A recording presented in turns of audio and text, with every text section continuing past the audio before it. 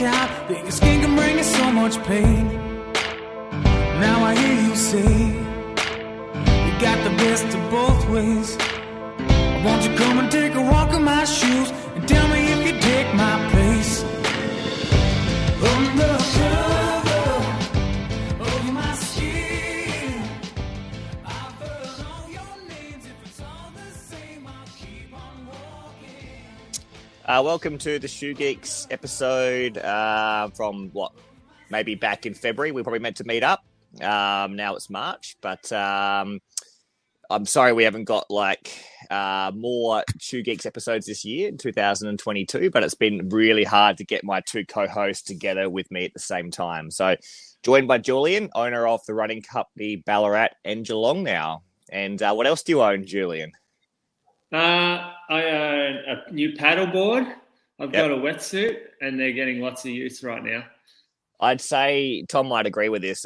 We were pretty tough to get hold of to get these Shoe Geeks going off, but Julian is far and beyond the hardest person to get hold of now, owning another business. How are you going over there, Tom? New house owner? May I say congratulations? Yeah, okay, thanks. Yeah, busy as we all are, but yeah, it's good we could find a time for this. So stuck in Sydney for life. Bad luck. Yeah, well, it'll be at least 10 years. It's at least 10 years. Sydney life's good. I know you guys just have a bit of an issue with Sydney, probably because I don't know, chip on your shoulder or something. But life's pretty good here. We just had a little conversation before you got on, actually, about Sydney. Nitta loves it. Actually, Nitta loves it, especially the. I was really surprised at the mask. There's no mask mandate there. Coming from South Australia, it's still present. But there is a mask mandate in the New South Wales airport, but there was no one enforcing it. More than 2/3 of people in the airport weren't wearing the mask. So it's pretty tough to enforce that. I can see you putting a complaint in. I'm just here I can just whinge about it on this platform. That's all I can do. So chew out the air hostess. She got nothing to do with it, but just go and just chew her ear off at the counter. Yeah. No. Actually, to be honest, Tom, I know why you like pavement now. We stayed in Enfield, which is just down near Olympic Park on the weekend, and it's just pavement. There is no dirt. The best place we found to run on, like I said, was a cemetery. So, which is Sydney's a terrible place to run. Sorry, unless you're near Centennial Park, it's just terrible. So, yeah, I mean, it's a big city, right? You can't expect too much dirt. Well, Melbourne does it pretty good, Tom. We used to have this place, the Bay in Drummoyne, and it was a 7K loop. I still do it. The whole thing used to be that red gravel. It was was really nice. And then over the years, they've the whole thing's paved. The whole thing's like cycleway and footpath now. But it used to see that here in Adelaide now as well. Our South Park lands were like historically all dirt trails, and they still are. But you can just see a little bit more bitumen arrive every single year when there's, I don't know, like a local commuter complaining that there's a bit of dirt they got to ride their bike on to the city or something like that. And eventually they just put it on the list and pave it over time. So, yeah. But Tom, you're back running. You're back getting some stuff done. Yeah. I dialed it back a bit this week. I got probably a little bit excited. So I was about 9 weeks in the boot, came out a couple of, maybe 3 weeks ago. And, it's okay. Just the foot's stiff. My plantar fascia has been a little bit sore, and the whole foot just feeling stiff. So I've just this week gone back to just cross training. So just elliptical and some gyms and weights and stuff. And maybe next week I'll get back to a bit more running. But I'm in no rush. So how's the top of your foot feeling? Where the Met is? All right. Fine, totally fine. Like there's no tenderness over the bone whatsoever. So I'm pretty confident the bone's all healed. It's actually the soft tissues that are just super sensitive at the moment. And that little collateral ligament that evolved, is that sore at all? Big toe sore. Like like the joint in general is a little bit stiff and a little bit achy. So I think and I said to you the other day, it's almost like a bunion's forming now. So it's not ideal, but it'll take a bit of time for that joint to get used to functioning, probably, and it maybe you're going to ankle change. You're going to move to ultra when you're a bunion forms? Definitely not. Zero drop, mate. You know I can't do that. Yeah, true. Very true. But after coming out of the boot for so long, did you have like heaps of calf wastage and everything? Just I wouldn't say heaps of calf wastage. I would say after the first 3 weeks, it was terrible wastage because I was on crutches for 2 weeks. So I didn't actually wait there for the first 2 weeks. And so like it was for sure. Like as those 2 weeks progressed, the boot had to get tighter and tighter and tighter to the point where it was almost like not enough Velcro. Like, so that was depressing. But then I had, walking in the boot, it kind of rebuilt a little bit, just being able to like wait there again. And then I think after 5 weeks, I started doing some double leg calf raises every second day and kind of just built up from there. So by 9 weeks, you moved into a shoe, didn't you? It wasn't too terrible. You moved into a shoe not long after 5 weeks, didn't you? Or we stay in the boot? I did a bit of a hybrid. Probably after about 6 weeks, I was boot for if I knew I was going to be doing a bit of walking. I was in the boot. Otherwise, short walks. I was in I was wearing that, like I was saying, the old Carbon X with an orthotic inside. So that was the setup. Have you heard the story? Tom was at a bottle picking up a bottle of wine, and Gary walked past and saw this tall guy with size 13 Hoka's, his coach, and said, "I know that guy." Literally caught red-handed with this bottle of wine. I was like, he wasn't. I don't think he was too impressed. Nah, that's it. So what? I mean, you got back into a little bit of running. Were you literally just jogging in Hoka's, or did you try something else when you came back? And so I was in the Kawana. Like I know you've done a lot in that one. So the Hoka Kawana, and I got a pair of the Nike Zoom Fly 4, I think they are. Yeah, the 4s. I haven't worn the Zoom Fly since I think the 2s. Is that the Flyknit upper? Yeah, it was. It was the bottom heavy one. So I didn't really like these ones feel a lot better than the 2s. So using that and the Kawana predominantly. Nice. I did do like 2 runs in the new Vomero as well. Of course, the Vomero, you mentioned that. So what do you think of the Kawana now? Yeah, I like it. I mean, I haven't done enough in it, so I know you're saying it softens up. So for me, it still feels like quite a firm ride. So it's pretty firm. It's a lot firmer than what I'm used to. So, but for where I'm at now, like I don't mind the firmness. I did sort of do a short jog, like a 1K jog in the Invincible on one of these little mini runs, and it felt terrible. It was just way too unstable. So at least the Kawana, although it's not super soft, it's stable. So for my purposes, it felt pretty good. Yeah. And Julian, over there in Anglesey, got back to some good running volume and back having a bit of a rest with the same knees flaring up. Is that right? Yeah. Didn't do a lot. I mean, since we talked last, I had 2 weeks of running.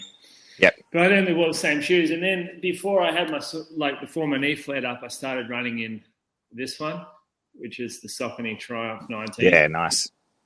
I've been a massive Triumph fan for a long time, since the Triumph ISO 3, which is one of my all-time favorite shoes.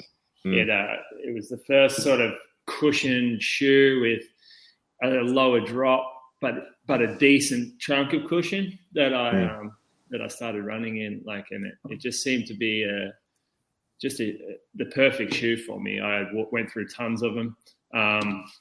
And this is the newest version that they've got out now. They've gone. I found when they went away, they went to this power run for a while, and it felt a bit dead to me. A few older versions, but this new Power Run PB. No, sorry, this is Power Run Plus. They've worked out. Like I've got enough cushion in this. It's not that heavy either, and I only got 2 runs in it. It just felt really smooth underfoot.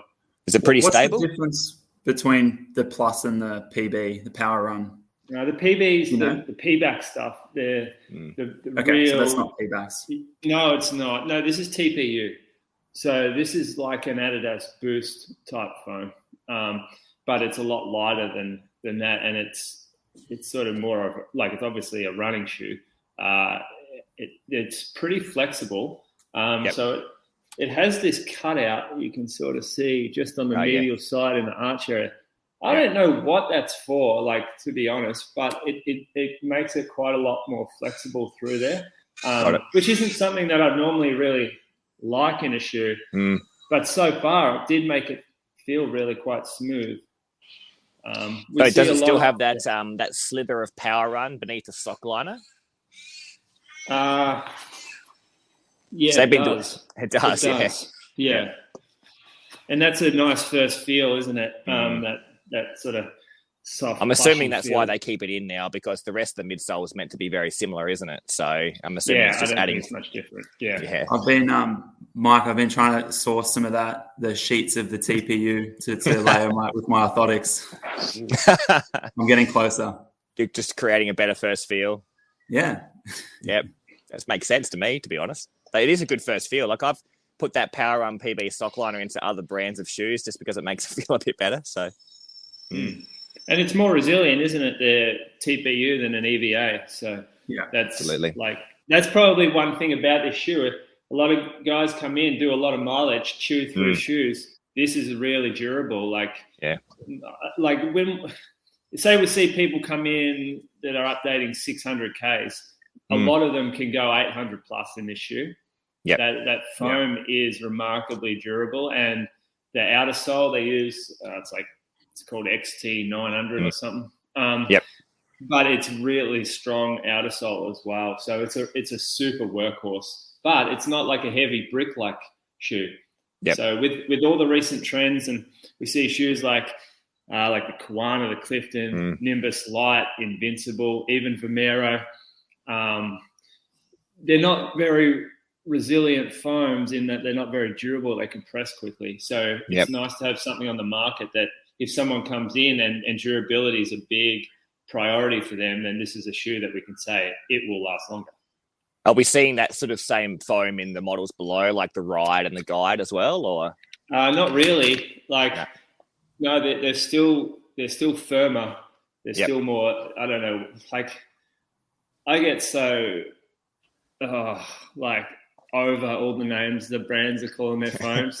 I look at the foam as for what it is, and they're firmer, more like EVA feeling foams, whereas this one feels quite a lot different. This is in the Hurricane.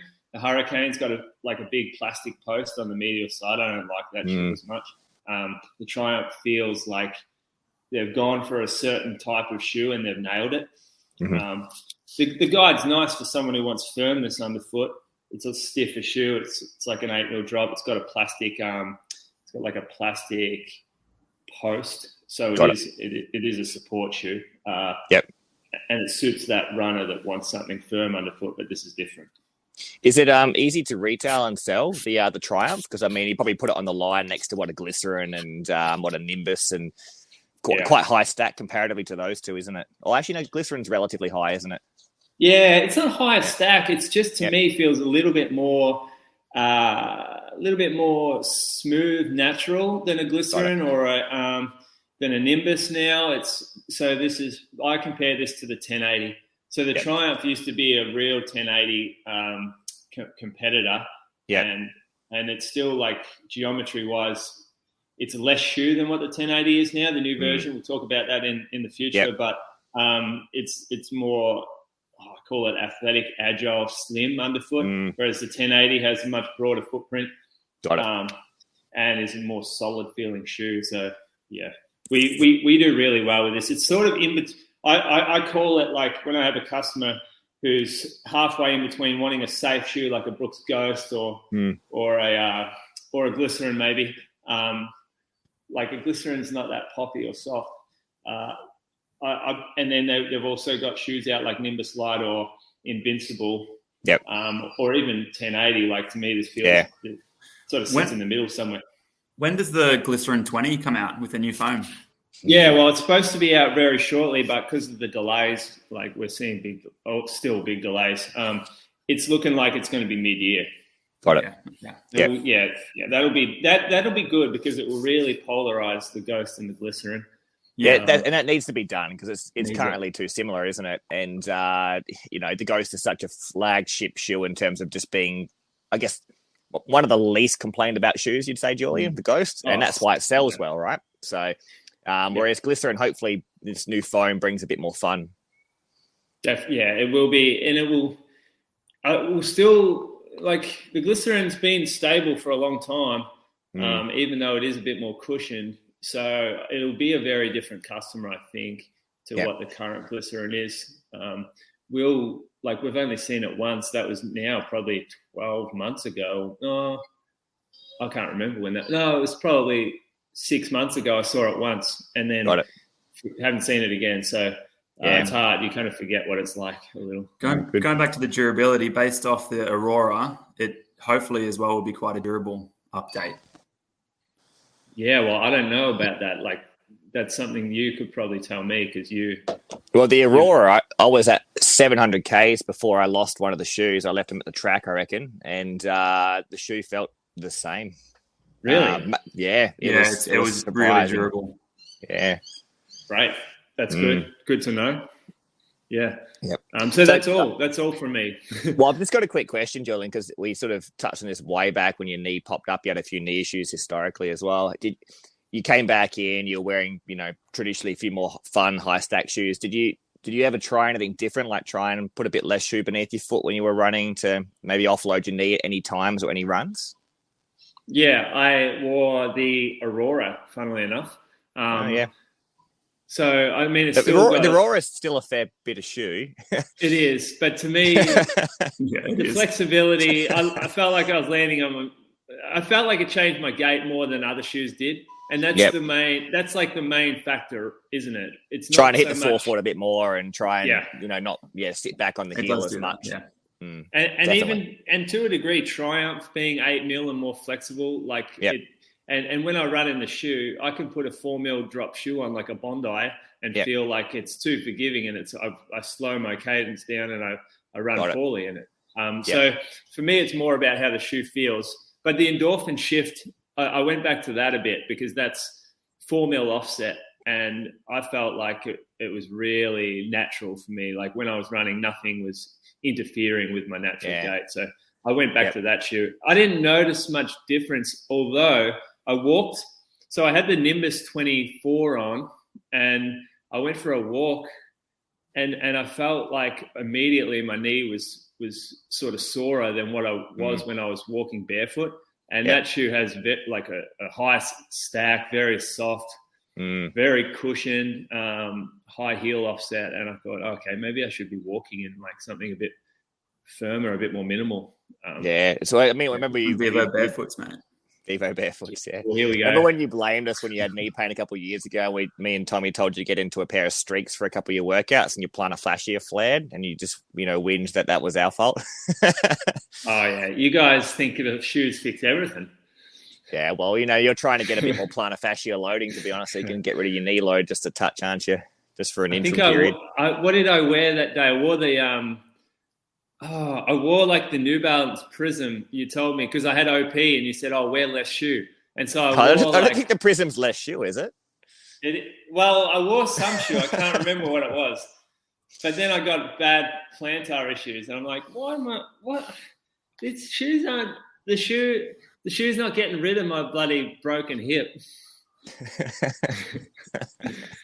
Anyway, well, there's an interesting note that when you can put a shoe on that you can feel how it changes your gait quite well. I mean, that's an experienced runner. Like, we normally have to prescribe shoes to try and offload knees that are quite minimal or less pitch to them.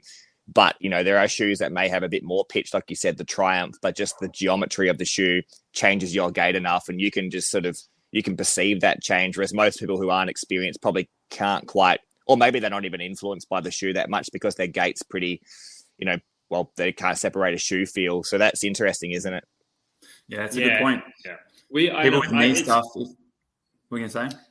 Oh, just in store. It's, for me, getting away from the actual specs and the names of foams and all this, and just bringing it back to a bit more feel-based, like decision-making.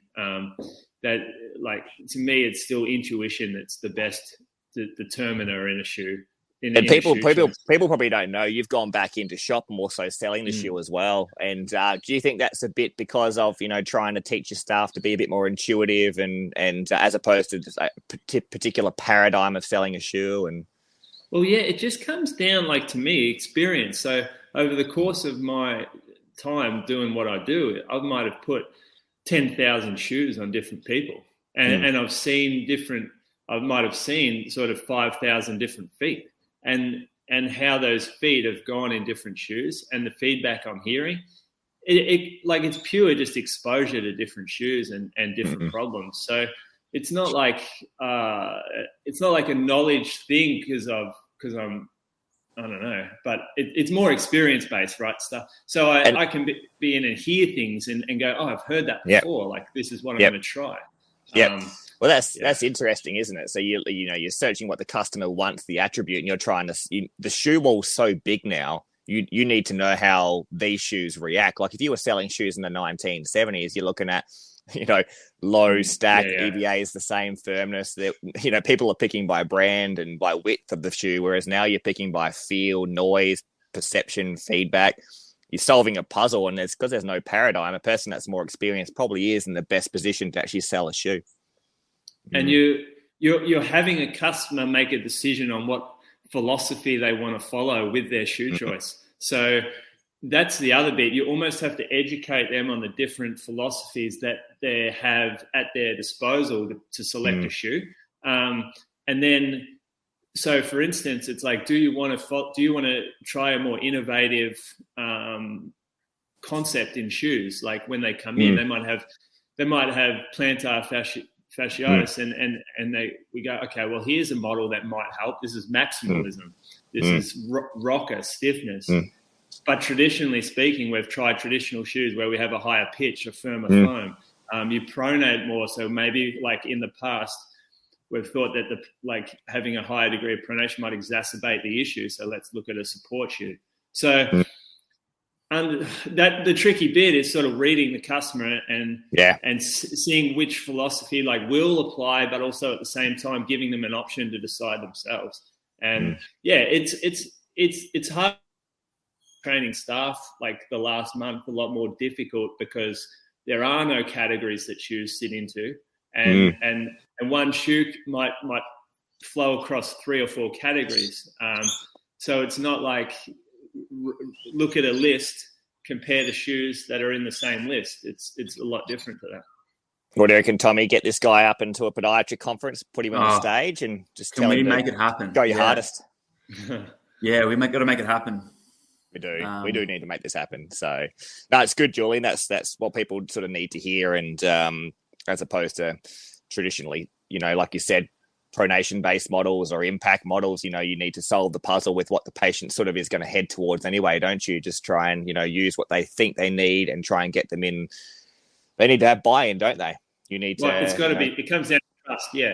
So they I can have someone memorize the things I've told them, but if they go out there and they're not they don't have a sense of confidence about them, then the customer won't be confident, and they might bring the perfect shoe out, but the customer might not be confident in that, and then that they'll come back in 2 days and going, I've noticed this slight knee niggle, and I think it's the shoes, and it's not the shoes, but in their head, they weren't confident they were getting the right shoe. So, of course, the shoe will top the blame.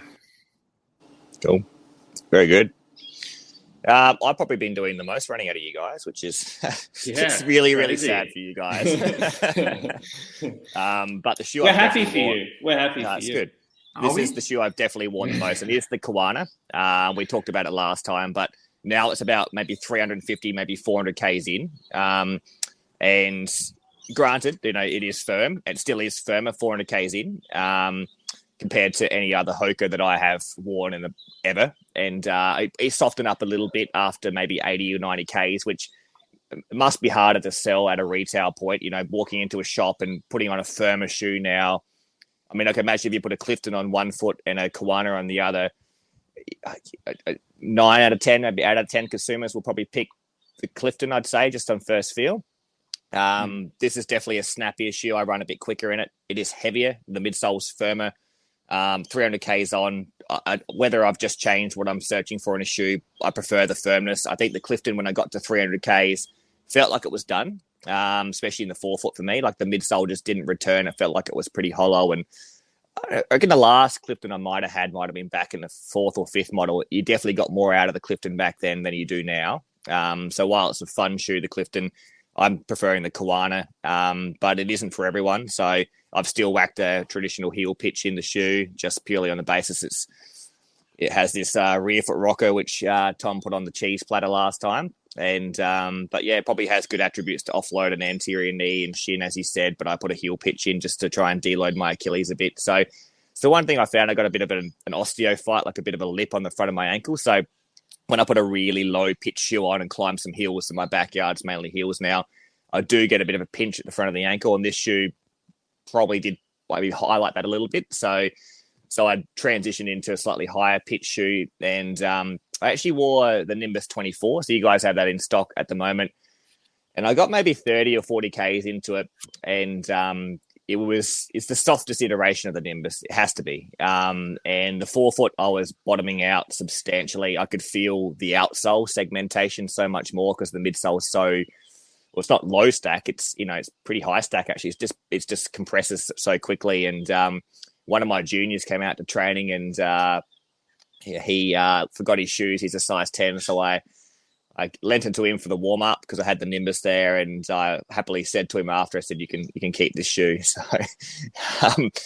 it's I don't know, like I don't know who it's going to work for, Julian. You might have a bit more of an outline. Like I've seen a lot of Nimbus on the street already since it's been released. It's marketed pretty well. Maybe it just, if you hit the heel a bit more, it is very, very soft. And since then I've got the Cumulus, and Tom, you've got the Cumulus as well.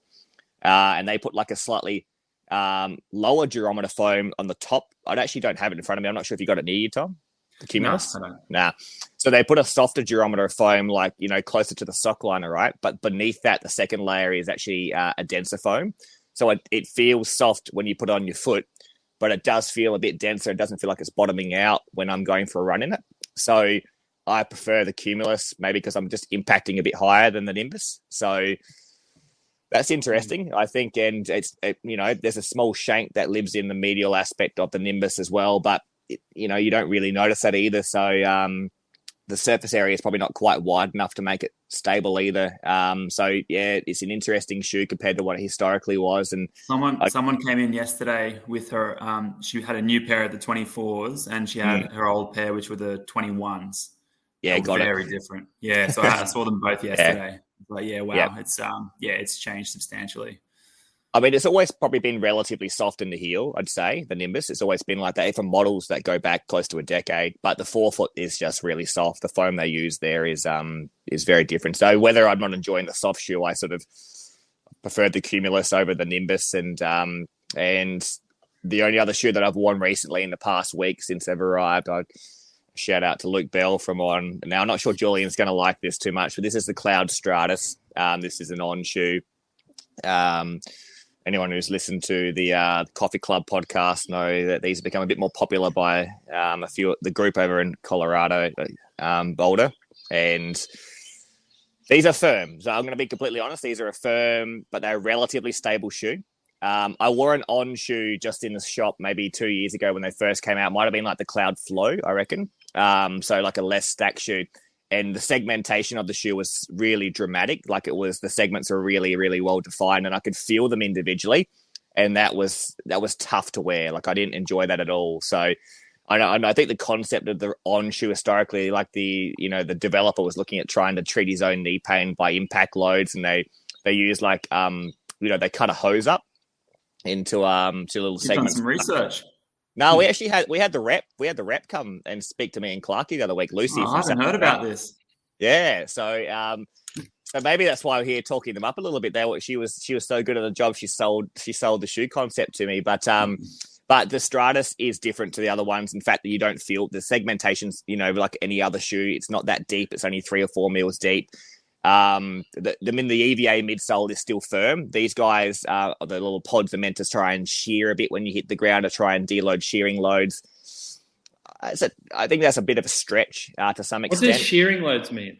So for example, you hit the ground, and rather than sort of it just compressing, it can translate a little bit side to side. So it should be able to reduce a bit of shear.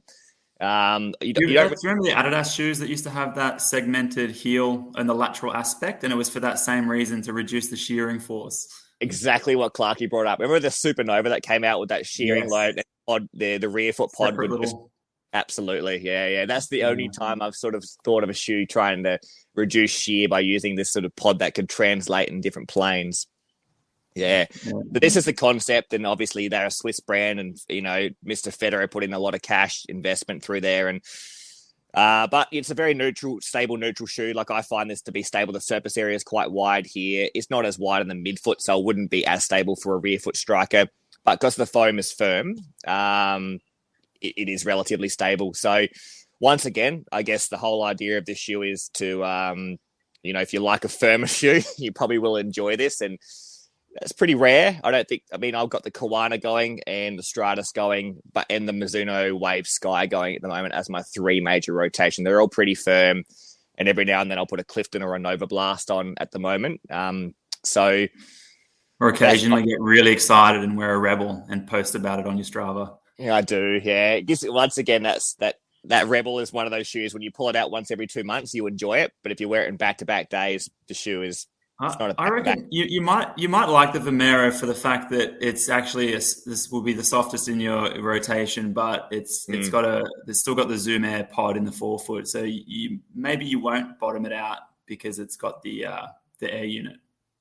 It's Tom, when the Vomero had the 12th and the 13th version, still to date with that Lunaron midsole, it's the best volume shoe that I've worn, full stop, bar none. And I'll say that over and over and over. And I think when we had Jack Rayner on here, he said the same thing. That was his favorite night too.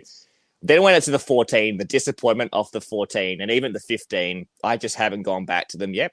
And, part of the marketing for the Vomero 16 and 17 when it comes out should have been, this is not the 14 anymore. This is, should be half the marketing because it did ruin that line of shoe substantially. And I'm sure they know that. I'm sure they've been given that feedback over and over and over. And I know we're talking about this one next month as well, but this is what I'm going to be trying to wear in the next month or so. It's going to be the new 880. You'll see it around the stock once again. It's got a bit of a bum, Julian. Looks nice. Like, it's attractive. Got a bit more. It needed a little bit more footprint back there. Did, yeah. But it's got a bit of a bum. People like bums. So that's good. And it looks nice. And yeah, so I'm looking. It's. You've got yours, Tom, as well. You'll probably try and do something. No, I haven't got mine yet. Oh, well, ouch! And now you're not running enough. That's true. Maybe. And in a couple of weeks' time, Julian, if my body holds up and I don't retire between now and then, I'm going to wear this in the Herb. What are you going to wear in the Herb? Me? I'll be on the sidelines. I'll be wearing a pair of cool-looking Nike Peg Trails or something. I'll just in Sydney on the weekend watching the national champs, like mainly the distance events as well. It's pretty much a victory or a dragon now. That's 95% of the field, isn't it? Yeah, well, what else? To compete, you have the New Balance shoes not out yet, and there are some Hoka shoes, but they're over $300 for their spike, and I don't think they're too much more magic than what you like. Well, they're not more magic than those. No. Adidas, they didn't bring them in the country, and so you're right. There's an opportunity. It's a Nike commercial when you go to those championships. It's there's got to be an opportunity. Obviously the market's not big enough globally to really focus on it by any means, but surely some other company can pop in, drop a large line of super spikes, high stack foam spikes within the limit, and have some success with it. Surely. So when we were dealing with Adidas, I remember I looked at the available options that could come in the country, and I picked out the spike, and I said, this one, you need this in the country. And is that the Ambition, or is it the Avanti? The Avanti. And then the feedback was, we already have too many running shoes in our line. This is we can't add another. And I said, get rid of another one then and bring this in. That's not happening. I thought, you guys don't get it. You're not runners. You're not feeling the community. Their running line here is tiny anyway, the amount of models they've got here. It's not like they've got many. Yeah, absolutely. Well, yeah, that's probably a reflection of how in tune they are, I reckon, with the running community. So get this, Lana bought a pair of Supernovas the other day. You know how Lana's an Adidas girl? Yep. she went for one run in them, and she just came back saying, she actually said she did not enjoy the run. Oh wow! Yeah, she's just completely did she say transitioned to wanting and enjoying a lot of foam. So the Boston is what she's done like all her mileage in since she got it December last year. And going to traditional shoe, she's not happy. Wow, what does Gary think of that? No, I haven't brought it up with Gary. He wouldn't like that. Nah. Well, I mean, it is interesting. We were just chatting the other day about one of the reasons we get shoes is just for the enjoyment factor, make the experience of running more enjoyable. And she came back and she literally said, "I did not enjoy that run." Yep. Well, mate, this is a big thing now. Like I was running the national park and I saw a guy and he would have been 115, 20 kilos. He had, Salomon backpack with the little tube around. You can sort of just get access to water. And he was jogging in a pair of Vaporflies, the Eckerton color ones. And he had all the gear. And I had to stop him. I said, "Oh, how you find the shoes?" He goes, "Mate, I wouldn't be running without these shoes. They're so much fun." And I mean, the cost of a $300 shoe versus the cost of a triple bypass, this guy's doing the right thing. So if a shoe can get someone out, who cares what it is? Like at the end of the day, you're getting someone running who's not running often. There is merit in that. And I don't know if there's a population for that, but people probably do need to start talking about how some of these high stack shoes are making running feel very different to what they experienced a decade or so ago. And there's a lot to say in that. Yeah. Next day, shin pain, stressy, no running for 6 months, hates the shoe. Nah, no way. You don't get shin pain from Vaporfly, mate. Especially when you're running with like a Salomon backpack. Are you kidding? You don't get shin pain from that shoe. No way. You get shin pain from running too much, right? Now, if this guy runs too much, that's another problem, mate. He's got to get that sorted out, but it's not the shoe's fault. But the tib post under 115 kilos on a platform that's about 3 centimeters wide, out in the bush with obviously pretty shuffled stride. You're saying that tib post isn't going to get loaded to the shithouse? Maybe his calves are really strong, Julian. Maybe they can handle it. Maybe he's an Olympic calf lifter, mate. Maybe he's fine. Yeah, maybe that shoe will be in the bin in 10 days. 10 days, that back platform will be cooked. No. He'll come back to you and he'll be like, "I need a more stable shoe," and you'll sell him the Alpha Fly. Alpha Fly, baby. Yeah, I think the Alpha Fly is the one for you. All right, I got a listener question then. All right, fire away. Listener question goes to the podiatrist on the show. So it comes in from Simon. Now, Simon asks, "I went to the podiatrist the other day. He recommended that I get orthotics.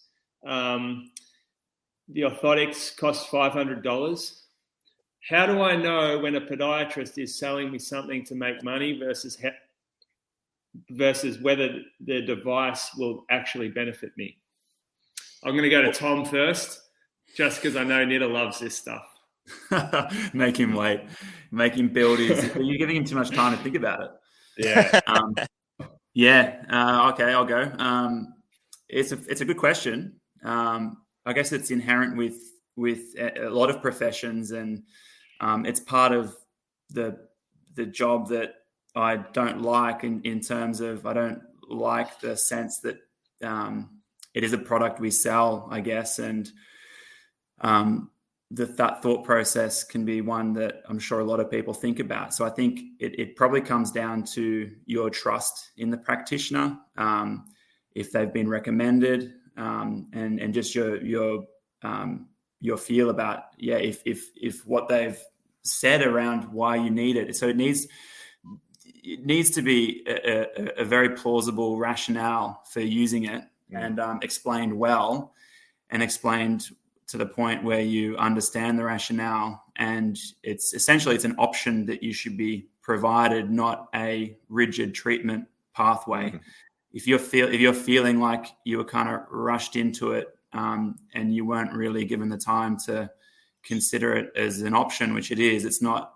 Very rarely it should be like you need an orthotic. You're not going to get better without it. It's often more about this may help. These are the pros and cons. These are the costs. and then, the rationale around it, and then letting them make up their mind. So I think it comes down to trusting the practitioner, and if they've explained things well, I think you should be hopefully happy that it's not about money. It's about giving you the best possible treatment for what you're coming in with. I think that you've answered that perfectly. I think the patient needs to understand the reasoning or the justification to it. And most times you're putting in orthosis in, let's just say this person listening to the show is a runner, because they probably are. There's usually a purpose to either reduce pain and enhance that person to handle more running, basically.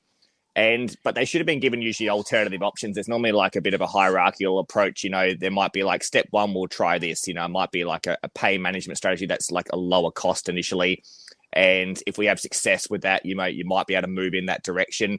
It could be something as simple as a shoe prescription first, that you're trying to achieve the management plan first. And you might lay out all these options to the patient. And if they have a clear understanding what you're trying to achieve with it, and the orthosis is part of that plan, or could potentially be part of that plan, it's really up to, I guess, in this case, the consumer to decide whether they want to head down that pathway.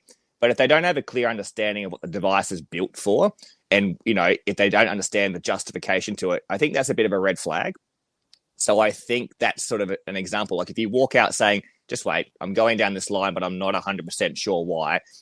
I don't know what you're like, Tom, but every time I get a patient in that has a pair of orthosis, maybe from some 5 to 10 years ago, for example, I always ask, do you remember what they were prescribed for? Always ask that question. And I would say 8 out of 10, 9 out of 10 people would say, I can't, flat feet, or I can't quite remember it. I'm not quite sure. Now, so usually that person probably doesn't need them at that point in time, because whatever happened has resolved, if that makes sense. But then they start to associate, maybe their issues might return without the device. And this is where things, aren't clear. Like there is no evidence suggests if you take that tool out, go back into normal activity, you actually get the problem again. So usually it's just a temporary modification. And we do that with shoes. You do that with shoes, Julian. We've already talked about that. We've talked about like shifting load with a knee, changing a shoe prescription. Like an orthosis arguably is just a customized tool or a non-customized tool. Sometimes the process is, if you're going to get a $500 customization for a plantar heel pain, for example, we do look at some of the literature and suggest that sometimes a prefab device might be a good starting point and be as efficacious in treating heel pain. So, if those options are all laid out to you and the consumer picks one of those pathways, well, I think that's probably, that's when you're including the patient or the consumer into the decision-making process, which surely means they decide they understand why they're going through it. But if you don't get given an option or they don't understand the process, I think that's a red flag. It is well explained. I think trust is the big thing here, and understanding.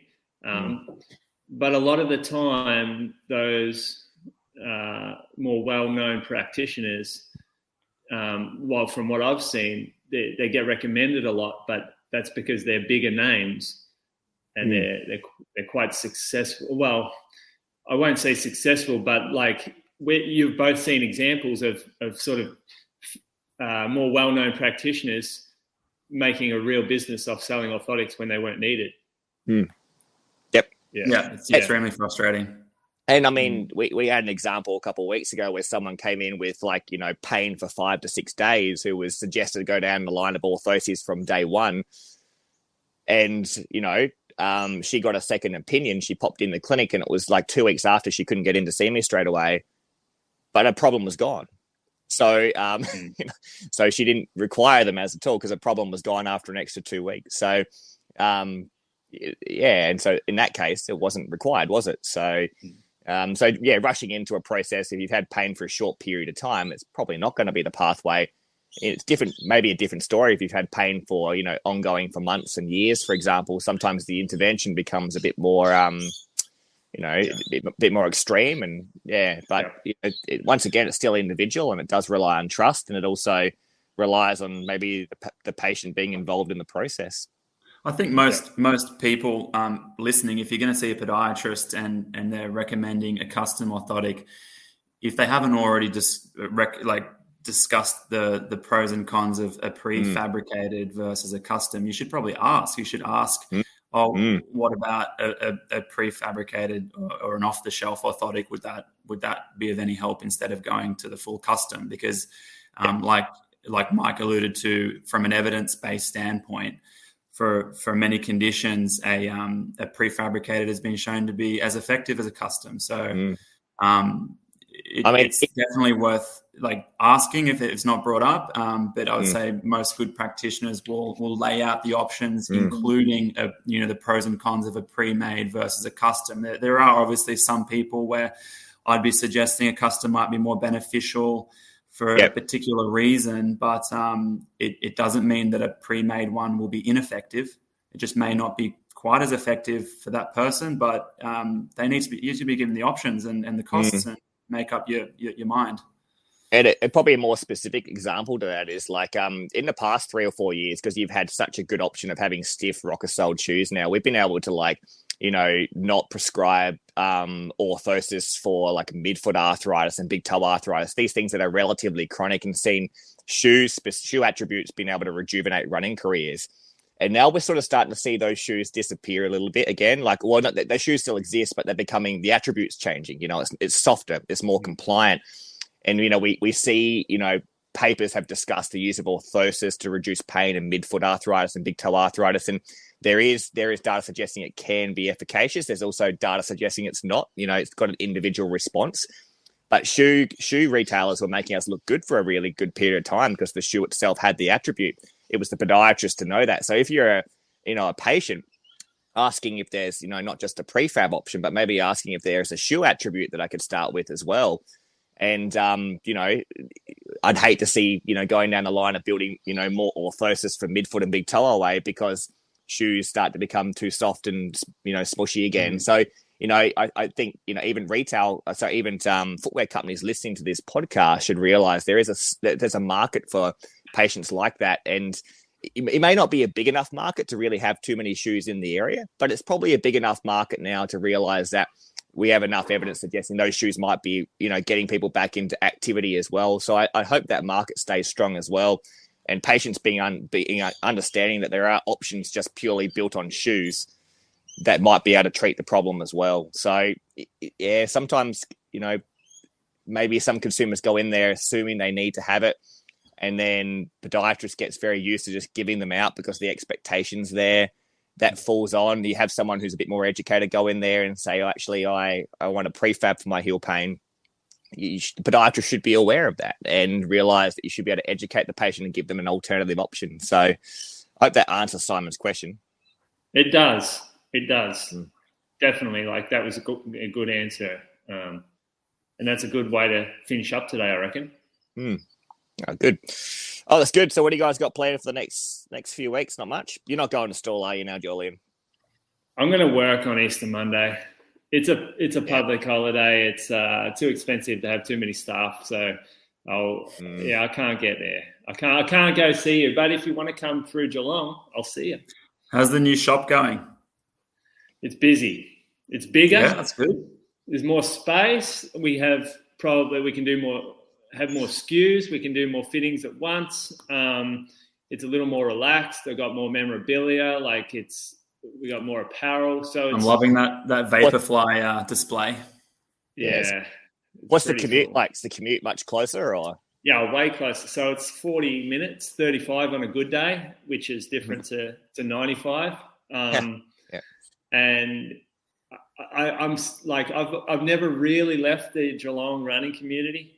Even I used to come down and run with the group when I was in Ballarat a lot and stay in touch there. So it still feels like I know everybody, same old faces. A lot of new people to Geelong. It's a really growing area. So it's a bigger fit. Actually, one of the differences in Ballarat, it's a lot like the customers, it was very much a more small town vibe. So a customer would come in and you would get a real personal interaction. In Geelong, we have a lot more transient sort of customers who come in who aren't interested in chatting and just want to look at the shoes on the wall. So that's different. That's harder for me to get my head around because because I want to talk to everyone who comes in, and not everyone wants to talk back. And even like, just because Ballarat had such a great reputation for like the staff and everything, we're working on bringing that into the Geelong store, where like there's just full trust involved in the staff. So like they can just hand the keys over to their shoes and go, you guys go to work on my fitting. So we're breaking down a few things that have sort of changing the culture. That's good. And Tom, how's working with footy boots and the Swans? It's good. It's a steep learning curve. I went to my first AFL game. I watched the opener with the Giants. Saw that on Instagram. Yeah, got up and about. You didn't get up for you didn't go to Buddy's 1,000th goal, or what? No, I missed it. No, that was a shame. That was a spreader event, wasn't it? yeah, pretty much. Sydney. Yeah, no, it's been good. It's been good. I'm getting used to playing with boots a bit more and that's fun. Learning about the game. It's good. Yeah, brilliant. All right, guys, that was fun. Mate? Nothing. Just work. Clarkie's going to be leaving me for about maybe 2 months or so to go overseas and chase the world champs and Com Games. So I'll be pushing a few more hours out at work, more than likely. But otherwise, the girls are good. They're actually sick today. Actually, they're home, and you know what sickness is like in 2022. They can't even leave the house until they get their confirmation that they haven't got COVID. They can in Sydney, mate. They can in Sydney. Yeah, they can in Sydney. That's true. Yeah. Yep. All right, guys. You guys have a good week. All right. All right. See you Cheers. later. See you later.